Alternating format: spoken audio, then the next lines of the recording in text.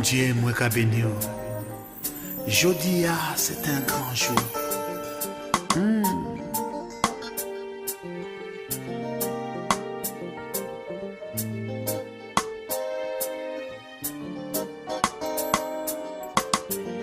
Et mariage, c'est pas un jet, c'est un bagage sérieux. Le mariage est sacré et c'est travail, bon Dieu. C'est un bagage divin, c'est Dieu qui créait. Nous qu'a béni, bon Dieu, pour tout ça il fait, bah nous. Bonsoir bien-aimés, bienvenue dans votre émission L'homme et la femme, une véritable mission. Je tiens d'abord à vous présenter mes meilleurs vœux pour cette nouvelle année 2018. Une excellente année pour vous et votre famille. Que le Seigneur multiplie ses faveurs envers vous, envers votre maison. Et que vraiment, si l'année 2017 a été difficile, que 2018 soit la plus belle année pour vous et votre famille au nom de Jésus-Christ. Ce soir, je voudrais vous parler justement de la restauration d'un couple brisé. Pourquoi? Parce que oui, Dieu a pour nous des projets de paix, non de malheur. Si l'année passée, vous avez vécu des moments difficiles, nous voulons croire que cette année, la main de Dieu est sur vous et qu'il va visiter votre foyer, qu'il va visiter votre couple. Et pour ce faire, ce soir, j'ai à mes côtés un homme de Dieu que nous avons déjà reçu dans cette émission, qui n'est autre que le pasteur Jean-Claude Kitoko de l'église EIFO à Lost, donc en Belgique. Bonsoir, pasteur. Bonsoir, maman. Permettez-moi aussi de vous présenter mes meilleurs vœux. Merci. Vraiment que le Seigneur vous bénisse, vous, votre épouse, vos enfants et évidemment l'église, et qu'il multiplie aussi ses faveurs envers vous ainsi que l'Assemblée, et que vous continuez à être pour nous une réelle source de bénédiction et pour le peuple de Dieu. Soyez bénis. Merci beaucoup. Je vous réciproque aussi le même vœu, d'autant plus que vous êtes une source de bénédiction, l'homme et la femme, et une bénédiction pour de milliers de familles qui sont sur la terre, qui nous suivent. Nous savons que le diable, pour faire du mal à notre Dieu, il attaque les familles. Parce que les familles sont des représentations de Dieu sur la terre. Et nous croyons qu'à travers l'homme et la femme, beaucoup de familles sont enrichies, encouragées et bénies. Et nous souhaitons une heureuse diffusion cette année et que toute personne qui suivra votre émission, nos émissions, puisse en être bénie. Amen. Merci Seigneur. Merci. Voilà qui est dit. Donc ce soir, nous allons parler de la restauration d'un couple brisé, des couples qui sont brisés, qui ce soir, en tout cas, on espère leur apporter, si pas la solution, en tout cas, parce que nous ne sommes pas Dieu, nous ne sommes que des canaux que Dieu utilise pour glisser une solution, un mot qui peut aider, qui peut édifier. Oui. Donc, ma première question ce soir, c'est, vous êtes dans votre bureau, un frère, une sœur vient à vous et vous dit, pasteur, voilà, j'ai découvert depuis peu que mon mari ou mon épouse me trompe. Non seulement il me trompe, mais en plus il dit que il veut quitter les foyers parce qu'il a rencontré quelqu'un ou elle a rencontré quelqu'un et elle veut refaire sa vie. Vous, en tant que pasteur, vous avez une sœur ou un frère qui vient vous voir en tant que père, en tant que berger, qu'allez-vous lui dire? En tout cas, merci pour cette question. Je sais qu'elle est posée par beaucoup de personnes. Certaines personnes me l'ont déjà posée, mais il y a d'autres qui meurent avec cette question dans leur cœur. Nous devons savoir que la Bible dit, si les fondements se sont écroulés, le juste que fera-t-il? Et il y a des familles où les fondements est déjà écroulé depuis longtemps. Alors, la première chose, lorsque quelqu'un vient me voir par rapport à une telle question, des cas d'infidélité, des cas de violence, il n'y a pas seulement infidélité et violence, il y a aussi la mauvaise gestion aussi de biens. Nous voyons parfois la famille, l'homme et la femme peuvent travailler, le monsieur peut aller quelque part pour investir et tout ce qu'il a pris, ça passe à côté. Donc toutes ces choses font partie de ce qui crée des crises dans des couples. Mais par rapport à la question de l'infidélité ou de la violence, je pense que la première chose à faire est de restaurer la confiance. Mais comment? Parce que la sœur vient, par exemple, on va prendre les cas d'un homme qui est infidèle. La sœur vient vous dire, pasteur, donc chez moi, c'est fini. Mon mari vient de dire que, voilà, ça fait quelque temps que je fréquente quelqu'un et je suis fatiguée de notre union, de notre couple. J'ai envie d'arrêter. Maintenant, je me tourne vers cette personne, je vais refaire ma vie. Mais la sœur qui vient vous voir sent en elle-même qu'elle est convaincue que son mariage doit continuer à exister. Et elle vient vous voir justement parce qu'elle a besoin d'une solution. Elle est effondrée, elle est perdue. Qu'est-ce que vous lui dites? Oui, donc je vais entrer en profondeur. Comme je venais de dire, la première chose, lorsque vous vous retrouvez dans une telle situation, ce qui est à faire, c'est d'abord de restaurer la confiance. Et la confiance est un mot latin qui veut dire confidentia. Confidentia veut dire la confidence, veut dire se fier à quelqu'un. Lorsque quelqu'un a été victime d'une infidélité, il y a quelque chose qui sera brisé. Et la première chose qui sera brisée dans cette union, c'est la confiance. Et un couple où on se méfie, c'est déjà un couple qui est voué à l'échec. Donc la première chose, il faut restaurer la confiance. Et lorsque quelqu'un est victime de l'infidélité, la confiance est brisée. Et la personne qui a commis aussi l'infidélité, elle-même aussi a perdu confiance. Pourquoi? Parce que ce n'est pas seulement la victime qui souffre, même la personne qui a commis cela souffre. Dans le sens que quand je vais rentrer dans la maison, je sais qu'on va toujours me rappeler. Donc, il doit chercher à regagner cette confiance pour que les choses reviennent comme auparavant. Mais si dans un premier temps, comme dans l'exemple que je viens de donner, le mari, si on prend les cas d'un époux qui commet donc l'infidélité, il n'a pas du tout l'intention, en tout cas dans un premier temps, d'arrêter. Donc il se sent peut-être bien dans son infidélité parce qu'il a peut-être trouvé, comme on dit, il a peut-être trouvé que l'herbe était meilleure dehors que chez lui. Donc, et là, la sœur est perdue parce que justement, elle se rend compte qu'elle perd le mari parce qu'il est dehors et qu'il se sent mieux. Enfin, du moins, il donne l'impression de bien se sentir et qu'on le traite bien là où il est parti. Oui, je pense que nous sommes en train de parler de comment restaurer un couple brisé. Alors, ici, nous sommes en face de personnes qui veulent revivre comme auparavant. Parce que l'un des conjoints veut revivre, veut récupérer le mari qui a un peu perdu. Oui, alors je vais plus nous allons avancer, je vais expliquer comment il peut récupérer. Donc la première chose, d'abord, il faut créer cette confiance. Et lorsque on crée la confiance, on doit savoir aussi s'accorder sur le rythme de la vie conjugale. Pourquoi? Parce que quelqu'un qui a été déçu, quelqu'un qui a été violenté, quelqu'un qui a été abusé, la personne n'aura plus le même rythme. C'est-à-dire le couple ne peut pas jouer au même rythme. Alors, je prends un exemple. Par exemple, aujourd'hui, on est jeudi. Et que samedi, le couple devait soit se rendre à une réception, ou bien la semaine prochaine ou le mois prochain. Mais il vient de se produire un incident cette semaine.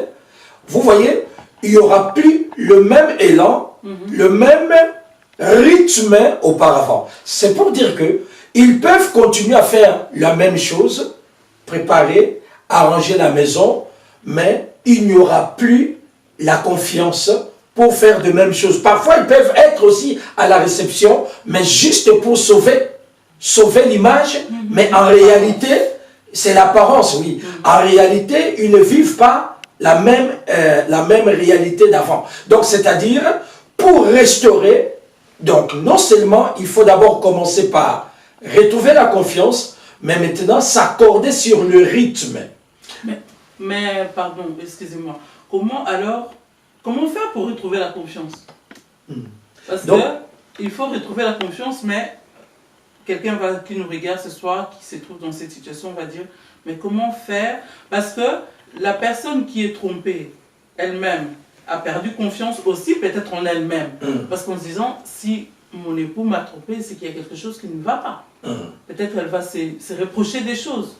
Et donc elle-même aussi, elle peut avoir perdu confiance en elle. Oui. Et évidemment dans le conjoint qui l'a trompé. Oui. Aussi. Donc pour retrouver sa confiance ou récupérer ou restaurer la situation du couple, la première chose aussi, l'une des choses qu'on doit aussi faire, c'est analyser les symptômes qui a conduit soit le monsieur ou la femme à l'infidélité. Donc, il faut aussi arriver à analyser, à chercher à comprendre comment nous sommes dans un couple où nous avons presque tout, mais mon mari peut aller ailleurs ou ma femme peut aller ailleurs. Donc, à un moment donné, il faut arriver à découvrir les symptômes. Parce que si tu n'arrives pas à découvrir les symptômes, tu auras du mal à guérir la maladie. Donc l'un comme l'autre, aussi bien la personne trompée que les trompeurs, doivent chacun faire cette démarche de savoir pourquoi ils en sont arrivés là. Pourquoi ils en sont arrivés là. Donc il y a certaines choses, nous parlons des choses, mais des choses pratiques où j'ai beaucoup de témoignages. Oui. Je peux donner un témoignage que je vécis, on me l'a rapporté dans une kirdam à Kinshasa. Il y avait une femme que je connais très très bien. Alors quand je dis très bien, ce n'est pas quelque chose que je raconte comme ça, mais c'est vraiment un vécu. Alors, elle se rendait quelque part, dans un bureau, et pour un service donné. Et là, il y a quelqu'un qui lui a donné sa carte de visite. La femme, elle est mariée. Elle avait pris la carte de visite. Et elle est partie. Mais la femme, à un moment donné, s'est retrouvée dans des sérieux problèmes, dans des sérieuses difficultés financières.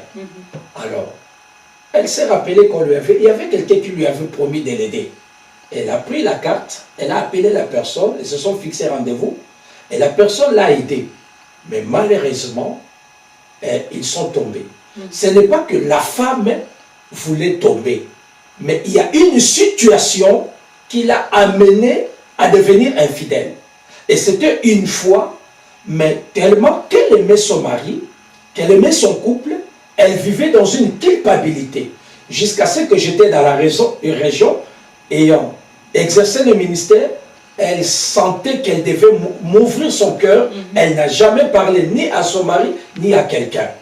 Et ce qui est bizarre aussi, depuis qu'elle avait fait cet acte-là, il y a eu un problème de conception. Quand elle a ouvert son cœur pour me parler, nous avons prié, nous avons brisé les liens et elle a conçu, elle a été libérée. Donc, vous voyez, il y a parfois certaines choses quand on ne cherche pas à connaître les problèmes. Or, quel a été le problème? Parfois, le mari ignore qu'il devait prendre soin de sa femme. Il devait prendre soin de son couple. Et maintenant, parce que la femme, en voulant chercher des solutions, elle est tombée, elle est devenue infidèle. Donc, c'est pour dire qu'il faut analyser aussi les symptômes et chercher maintenant les moyens de sortir dans cette situation-là. Oui. Ça, c'est une chose que j'ai préconise. Juste un peu, pasteur, pour revenir un peu à l'histoire de la dame ici, parce que ça peut intéresser ceux qui nous regardent ou bien qui sont peut-être dans la même situation. Elle vous a parlé, mais est-ce qu'elle a parlé après à son mari? Est-ce que son mari est quand même au courant, bien qu'elle ait confessé son péché à un serviteur de Dieu, est-ce qu'elle a parlé de cette situation à son époux? Bon, Merci beaucoup pour la question. Vous avez anticipé une pensée qui me revenait dans l'esprit pour restaurer aussi. Donc, c'est bien de rétablir la confiance, mais aussi étudier les symptômes. Mais il faut aussi présenter le mari ou l'épouse qui veulent vous quitter au Seigneur. Parce que vous êtes bien. Vous vous attendez bien, mais soudainement, quelqu'un dit non, je vais te quitter. Alors, c'est déjà un déséquilibre dans un couple. La première chose, c'est aussi prier par rapport à la personne, à votre conjoint. Mais après avoir prié pour la personne, je pense qu'il faut aussi trouver un homme de Dieu qui peut vous encadrer dans cette démarche. C'est-à-dire, l'homme de Dieu peut avoir des missions, de ramener à la raison la personne qui veut partir, mais aussi faire un travail dans la vie de la personne qui est restée, parce que dans cet état, la personne peut avoir d'autres pensées de se faire du mal. Nous avons, dans un passé proche, nous avons entendu quelque chose, un drame qui est arrivé à Londres, un homme qui avait tué, il s'est suicidé avec ses enfants parce que la femme l'avait trompé. Donc vous voyez, quelqu'un qu'on quitte comme ça, lorsqu'il n'y a pas un suivi, il n'y a pas un soin dans la vie d'une personne, elle peut avoir des mauvaises pensées vis-à-vis de la personne qui part, le conjoint qui part. Donc, pour revenir, je ne voudrais pas insister, mais pour revenir dans le cas de cette femme, par exemple, donc si quelqu'un commet un adultère, donc une femme ou un homme, et que là, celui qui a commis l'adultère l'avoue à un serviteur de Dieu, est-ce que, et qu'à un moment donné, la personne se sent tellement coupable qu'elle voudrait que son conjoint soit au courant. Donc c'est quand même, comme vous avez parlé d'encadrement, c'est peut-être mieux alors que la personne n'aille pas les dire tout de suite, tout seul au conjoint, parce que ne sachant pas trop quelle serait peut-être la réaction, parce que c'est quand même un acte de trahison. Et donc, est-ce que vous conseillez, par exemple, si jamais ceux qui nous écoutent sont dans cette situation où l'un des conjoints ou bien la personne qui nous regarde ou qui nous écoute a commis un adultère et qu'il souhaite en parler parce qu'il est pris par la culpabilité, qu'il se rend compte qu'en tant qu'enfant de Dieu, le Seigneur n'approuve pas ce genre de comportement, est-ce que c'est mieux la personne soit accompagnée d'un serviteur pour peut-être encadrer, on va dire, les débats. Oui, les débats. Le domaine dont nous traitons est tellement sensible, c'est un domaine où ça passe ou ça casse. C'est la raison pour laquelle nous devons d'abord, même s'il y a un accompagnement, on doit écouter beaucoup Dieu. Parce que dans certaines situations où si la personne a confessé auprès d'un homme de Dieu et que la personne est sincère, veut quitter cet état pour vraiment se concentrer à son couple, je pense pour moi, ça peut rester là et l'homme de Dieu peut continuer le travail de la délivrance, de cure d'âme, de soutien, des conseils, des enseignements, sans pour autant que le mari le sache ou la femme. Pourquoi? Parce que nous pouvons faire un travail, mais la réaction du conjoint, nous ne savons pas comment gérer cela lorsque la personne va écouter. Parce que notre souci, c'est la restauration et non la destruction. Il peut y arriver qu'on informe à la femme, on informe au mari, il dit, ah bon, c'est comme ça. D'ailleurs, la Bible même dit, en cas d'infidélité, on se sépare. Alors là, on n'a pas restauré. Donc, l'homme de Dieu, ou la personne, les frères, la sœur, ou le parent qui seront au courant, ils doivent étudier. Parce que là, on doit aussi comprendre, connaître aussi comment le conjoint se comporte. Est-ce que c'est un homme qui est coléré? Est-ce que c'est un homme qui est jaloux ou quoi? Alors, lorsque vous allez directement comme ça, balancer la chose, vous risquez de ne pas avoir les résultats qu'on souhaite. C'est la raison pour laquelle, la première chose, le travail qui a été fait, moi-même quand je sens la sincérité, après, ce n'est pas quelque chose où on raconte, on prie, mais chemin faisant, on sent qu'il y a un travail, il y a une racine qui est ôtée. Là, on peut se dire, vraiment faisons confiance à Dieu, continuons comme ça. Mais je sais que beaucoup vont dire que, comme la personne a été trahie, moi je me souviens, la même question, j'ai parlé avec ma grande sœur qui est au Canada, elle a dit non, on m'a trahi, il faut il faut que je sache. Je dis, c'est bien, tu dois savoir, mais tu dois savoir pour quel but, pour restaurer, pour regarder la personne comme meilleure ou bien pour se venger. Alors, notre souci, c'est la restauration du couple. Alors, ça, c'est la première chose que je préconise. Donc, j'analyse avec l'aide de Dieu, à la lecture de la parole, un travail est fait. On sent vraiment que la femme est là parce que je peux venir, je peux poser des questions à son mari sans pour autant éveiller le soupçon, mais je suis en train de sonder pour voir comment la femme se comporte à la maison. Et là, je peux comprendre que oui, il y a un travail qui est fait, ou bien comment le mari se comporte, il y a un travail qui est fait. Donc indirectement aussi, même si on n'a pas avoué donc, au mari, dans le cas par exemple de cette sœur, donc on n'a pas dit au mari ce qui est arrivé, on peut aussi encadrer finalement le mari, parce que comme par exemple dans cette situation, dans ces témoignages que vous avez donnés, elle a eu un problème financier. Ouais. Donc, et ces problèmes financiers là finalement conduit à cette infidélité malgré elle, mais voilà, et la chose est faite.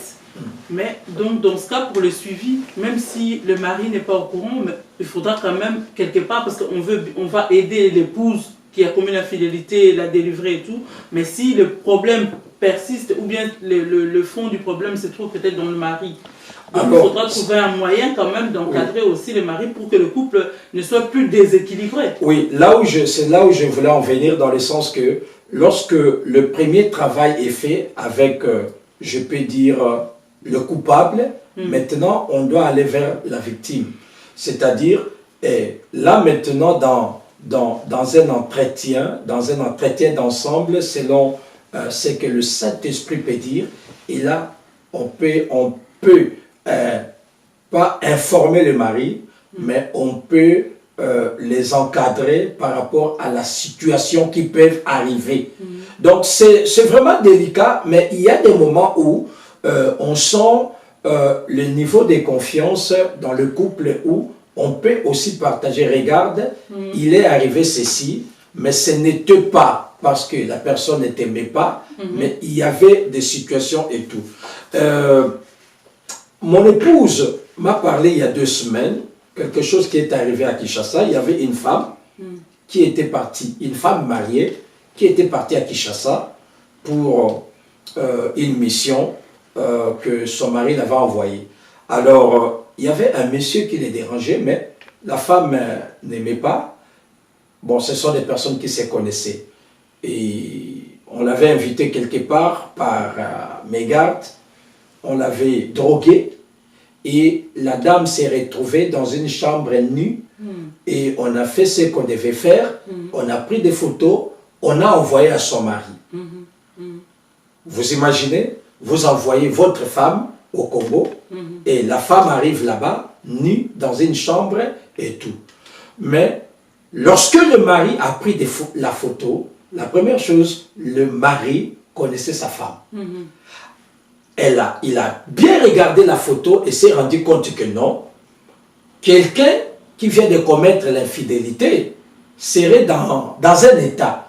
Mais je vois dans les photos comme ma femme est inconsciente des choses qui sont en train de se passer. Vous voyez, donc le monsieur a des photos, le monsieur sait que sa femme... Il a confiance en elle, il a connu, c'est un mec qu'elle ne peut pas... Donc sa femme ne peut pas se permettre, et là, malgré que la femme a été souillée, mais le monsieur a continué toujours à avoir confiance à sa femme, et le monsieur a supporté sa femme, et ils sont bien.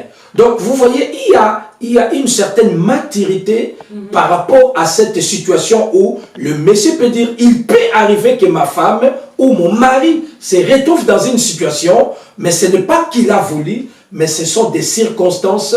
Et dans des cas comme ça, là, lorsque les deux s'accordent, on peut maintenant faire un travail d'ouverture, prier ensemble, les aider à surmonter cela. Je sais que le temps est court, j'ai beaucoup d'exemples, même de couples où le monsieur était parti. Mais nous avons fait un travail. Aujourd'hui, c'est un couple modèle, un couple qui inspire, un couple qui encadre, un couple qui dirige même des ministères. Donc, il y a toujours cette possibilité en Dieu de vivre la restauration. Donc, même si vous avez été trahi, vous avez été déçu, mais si le désir de restaurer votre couple est là, la Bible nous dit, à tes résolutions répondra le succès. Amen. Donc, quand il y a le désir là nous permet d'oublier. Le désir là nous permet de ne plus voir l'autre avec l'autre cliché, que non, tu as été ceci, tu as cela. C'est la raison pour laquelle je dis, la première chose, c'est restaurer la confiance, étudier les symptômes, analyser les symptômes et trouver quelqu'un de confiance pour vous aider. Alors, lorsque maintenant vous trouvez la personne de confiance, la quatrième chose dans la restauration, c'est avouer ses erreurs. Oui, ok. Donc, vous avouez votre erreur. Alors, la cinquième chose, c'est quoi? C'est faire l'effort de progresser. Et à quel moment on demande quand même pardon au conjoint? On demande pardon au conjoint lorsque on a analysé les symptômes et on s'est rendu compte, c'est moi le fautif. Parce que la Bible dit, c'est lui qui avoue ses transgressions et les délaisse, obtient quoi? Miséricorde. Or, la miséricorde, on peut la recevoir de la part de Dieu, mais aussi de la part de ton prochain. Donc, la femme ou l'homme avec qui vous vivez ensemble. Donc, il peut te faire grâce et dire, j'oublie et continuons. Donc, c'est pour dire que la plupart, beaucoup de couples que nous voyons ont aussi connu les problèmes de l'infidélité, de la violence, des abus. Des abus. Moi, je connais même des témoignages où un couple qui s'est récomposé, le monsieur a abusé les enfants de sa femme. Vous voyez, dans cet état-là, comment ta femme peut avoir confiance de toi. Mais Dieu, il est le réparateur des brèches, il peut permettre. Donc, au moment où nous avons essayé d'identifier, par exemple dans le cas de ce monsieur, si la femme dit, mais tu sais, vraiment, il y avait un besoin, toi tu étais parti en voyage, je n'avais plus de tes nouvelles, tu n'envoyais plus l'argent, l'enfant était chassé de l'école, et il y avait un besoin, mais il y avait quelqu'un qui m'avait promis de l'aide, mais regarde là dans la situation où je m'étais retrouvé. Donc, et là quand on a analysé, le mari peut dire, en tout cas je te demande pardon, parce que je t'ai exposé, parce que je n'ai pas pris soin de ma maison. Donc, il y a de ce moment-là, à partir de ce moment où on reconnaît son erreur, ça peut nous permettre d'aller de l'avant. Maintenant, c'est faire des promesses et des progrès. C'est-à-dire, à partir d'aujourd'hui, je te promets d'être un mari fidèle. Je te promets d'être une épouse fidèle. Je te promets de ne plus te battre. Je te promets de ne plus te violenter, de te faire violence, je te promets. Donc, il faut aussi s'appliquer dans ces promesses. Oui, parce que justement, il y a une pensée qui me vient. Dans les cas, puisqu'on a parlé aussi de violence conjugale, voilà, comment on dit, la confiance peut nous quitter, peut quitter en tout cas les époux, simplement parce qu'il y a aussi la violence conjugale où la femme qui nous regarde ce soir se dit, vous avez dit, on a fait des promesses, il a promis de ne plus me frapper, il a promis, mais c'est la deuxième fois, la troisième fois, la quatrième fois, je n'en peux plus. Est-ce que dois-je continuer à espérer? Comment je peux faire maintenant pour que ce couple soit quand même restauré? Parce que je fais confiance une fois, une deuxième fois quand il a promis qu'il ne va plus lever la main sur moi, et donc voilà, et maintenant, ça continue. Pasteur, celle qui nous regarde ce soir vous dit, pasteur, Qu'est-ce que je fais pour que ça continue? Qu'est-ce que je fais? Oui, en tout cas, je compatis avec vous, mais la Bible nous dit de pardonner combien de fois? Cette fois, Donc, de pardonner, même si il y a une énième fois de cet habit, mais tant que dans le cœur de cet homme ou de cette femme, il y a le désir d'abandonner, à travers les pardons, on peut continuer à faire confiance. Moi, je me souviens quand je m'étais nouvellement marié et je suis resté plusieurs années célibataire. Et lorsque mon épouse est venue, je n'arrivais pas à me comporter comme un marié. Et parfois, je la frappais et tout. Mais un jour, elle m'a dit, je ne vais pas te quitter ici, mais je préfère que tu me payes le billet, que je rentre au Congo. Cela m'avait touché et je lui avais fait ce vœu-là de ne plus la toucher, ni la faire violence. Et je vous dis, bien-aimés, bientôt on a 25 ans de mariage. Quand je vous dis, je ne me souviens plus le jour où j'ai levé ma main. Je ne me souviens plus. Donc, c'est-à-dire, nous servons un Dieu, le Dieu des grâces. Il peut faire grâce. Amen. Vous, bien-aimés dans le Seigneur, vous qui nous suivez, si vous avez traversé des moments d'infidélité, des moments de trahison, votre couple ressemble à un temps de violence, je vous promets qu'il y a un Dieu qui peut vous restaurer. Il y a un Dieu. La première chose, restaurer la confiance.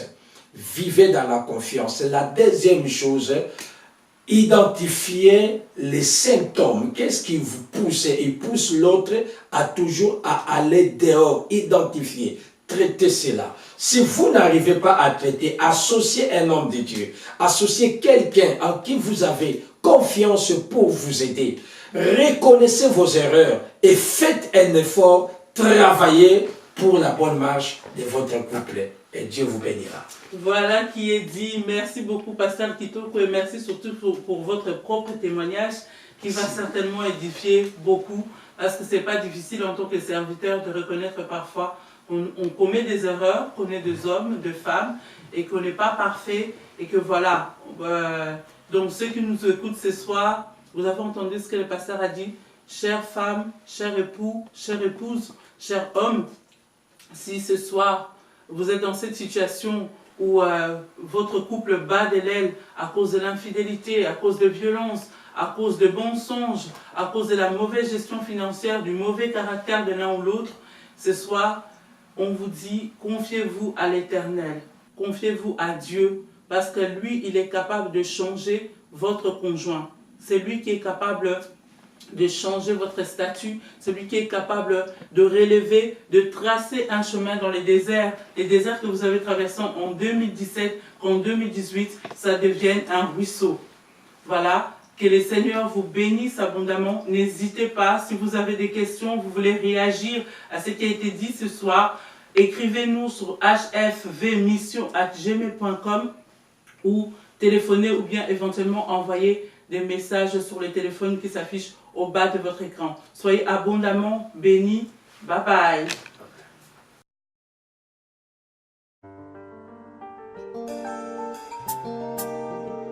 Bon Dieu, moi qu'a béni. Jeudi, c'est un grand jour.